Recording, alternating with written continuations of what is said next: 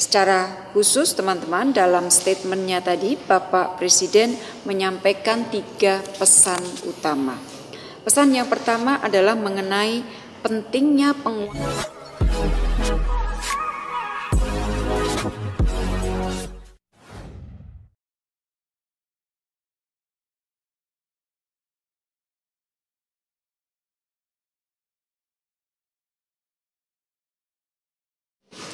rekan-rekan media yang saya hormati, Bapak Presiden Republik Indonesia baru saja mengikuti KTT virtual Gerakan Non-Blok GNB di bawah keketuaan Azerbaijan.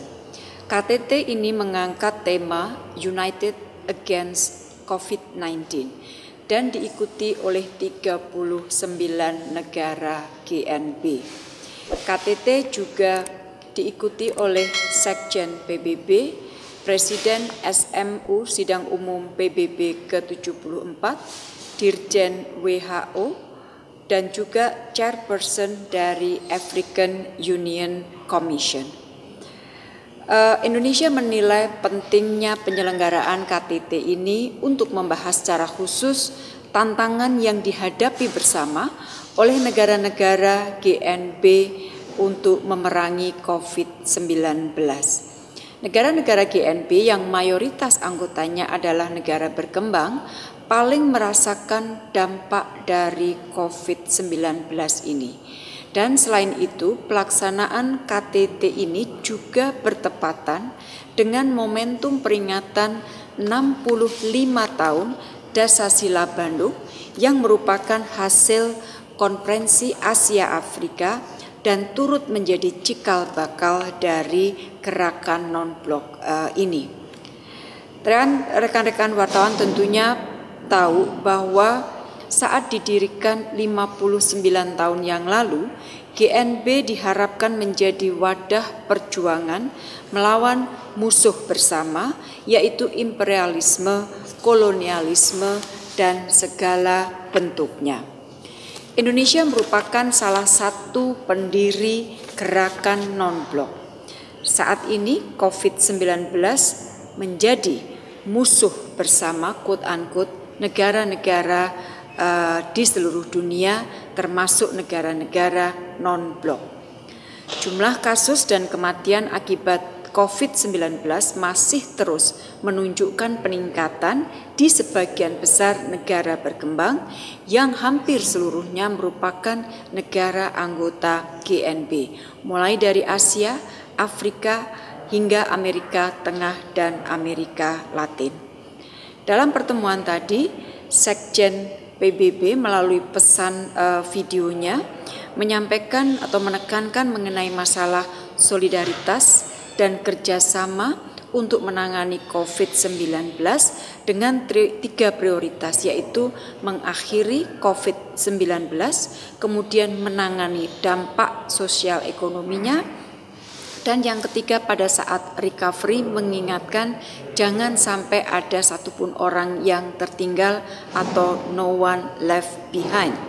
Sementara Dirjen WHO menyampaikan penekanan pada 4 hal, yaitu mengenai pentingnya multilateralisme, national unity atau kesatuan atau persatuan pada tingkat nasional, dan juga international solidarity, serta health for all. Bandung Declaration teman-teman selalu disebutkan di hampir semua statement dari delegasi yang hadir karena Dasasila Bandung merupakan dasar bagi multilateralisme, kerjasama, dan juga solidaritas. Dalam pertemuan tadi, para pemimpin GNB menegaskan kembali pentingnya solidaritas dan kerjasama antar negara gerakan non-blok dalam melawan COVID-19. Selain itu, para pemimpin GNB juga menyerukan agar kemitraan global untuk melawan COVID diterjemahkan dalam bentuk kerjasama yang konkret seperti bantuan pembangunan dan keringanan hutang terutama bagi low income countries.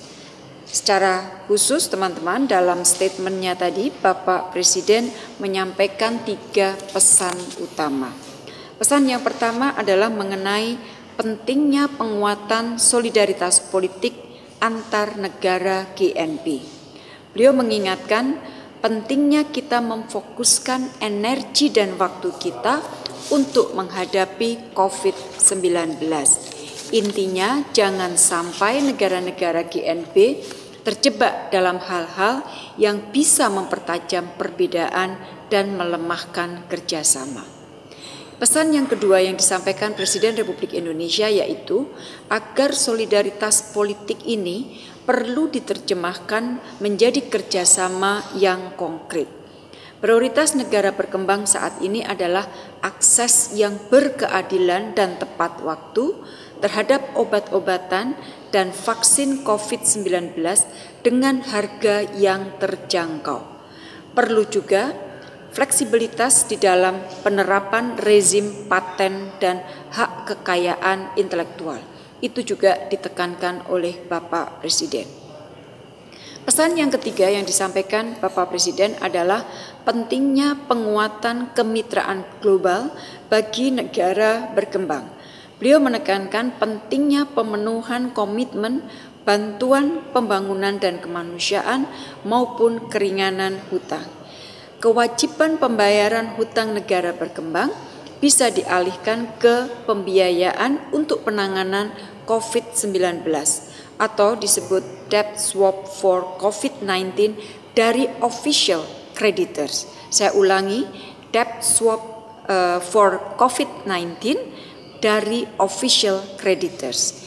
Ini penting untuk disampaikan teman-teman karena banyak sekali negara berkembang terutama least developed countries yang mengalami kesulitan di dalam menangani COVID-19.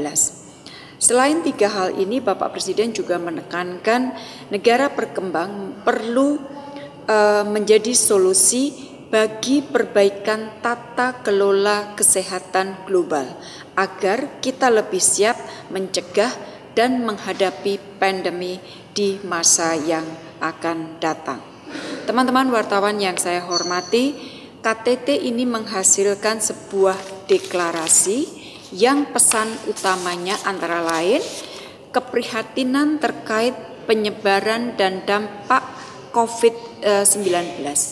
Diakui di dalam deklarasi tersebut bahwa yang paling terdampak adalah the poorest, yang paling miskin, dan the most vulnerable, yang paling rentan, yang akan mengakibatkan tentunya kemunduran pembangunan yang sudah dilakukan oleh negara-negara berkembang dan kesulitan pencapaian Sustainable Development Goals. Selain itu, deklarasi juga menegaskan dukungan terhadap multilateralisme dan WHO di dalam penanganan COVID-19. Terkait ini, deklarasi juga menyambut baik resolusi Majelis Umum PBB nomor 74/270 terkait Global Solidarity to Fight COVID-19 yang salah satu penggagasnya adalah Indonesia. Deklarasi juga menekankan pentingnya solidaritas dan kerjasama termasuk dalam memastikan ketersediaan obat dan peralatan medis dan mencegah dampak negatif COVID-19 terhadap ekonomi. Diangkat juga di dalam deklarasi pentingnya pertukaran informasi dan best practices serta implementasi guidelines WHO terkait COVID-19. Di dalam deklarasi juga disebutkan perlunya mencabut pemberlakuan mekanisme unilateral yang tidak sesuai dengan hukum internasional dan piagam PBB untuk memastikan agar penanganan COVID-19 dapat dilakukan secara efektif.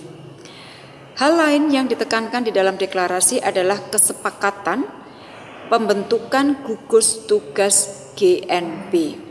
Tugas dari gugus tugas ini adalah menyusun database kebutuhan medis dan kemanusiaan negara GNP untuk selanjutnya disampaikan ke negara dan organisasi donor. Jadi teman-teman, KTT ini bukan sekedar menghasilkan pernyataan politik, tetapi juga menghasilkan sesuatu gagasan yang konkret, yaitu pembentukan gugus tugas gerakan non-blok tadi. Rekan-rekan media sekalian, demikian yang dapat saya sampaikan dari hasil KTT virtual gerakan non-blok, di mana Presiden Republik Indonesia hadir berpartisipasi di dalam KTT virtual tadi. Demikian teman-teman, terima kasih.